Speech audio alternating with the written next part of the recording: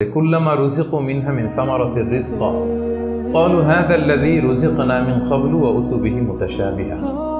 আমরা যখন জান্নাতে যাব, আমাদেরকে জান্নাতের যখন কোনো ফল দেয়া হবে, লেটস সে অ্যাপেল দেয়া হলো খাওয়ার জন্য, এই অ্যাপেল দেখেই মানুষ বলবে এই তো আপেল তো দুনিয়াতেও খাইছি। এটা তার মানে দুনিয়াতে যে খাইছে এই সেন্স কিন্তু আমরা ভুলে যাইনি। অনেকে জিজ্ঞেস করে যে আখিরাতের এই সেন্সেশনটা কেমন হবে, আখিরাতে কি দুনিয়ার সবকিছু আমার মনে থাকবে, দুনিয়ার যা যা ঘটছে সবই কি আমার সেন্সে থাকবে, ব্রেনে থাকবে, নাকি অন্যরকম জগৎ? এই আয়াত প্রমাণ করে দুনিয়াতে আপনি কি করেছেন সবকিছু আপনার মনে থাকবে। ফলে অ্যাপেল যখন দেয়া হবে দেখেই বলবে উতু বিহি মুতাশাবিহা, এরকম আপেল তো আমাকে দুনিয়াতে দেয়া হয়েছে, আর এটা তো আপেল, তো এখানে না কি ডিফারেন্ট কিছু দেয়া হবে, তো আপেল দিতেছে কেন এখানে?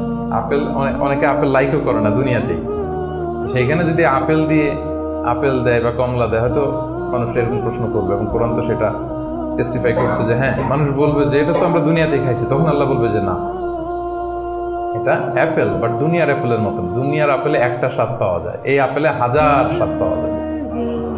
মানে এটার ফিচারটাই আলাদা। এটা খেয়ে দেখো না, তো টেস্টি করো নাই, একটা বাইট দিয়ে দেখো যে কিরকম। তো এই আয়াতটা আমি আনলাম এজন্য যে মানুষের সব খেয়াল থাকবে, দুনিয়াতে কি হয়েছিল, কি খাইছিল, কি করছিল, তার সব হিস্ট্রি তার মনে থাকবে।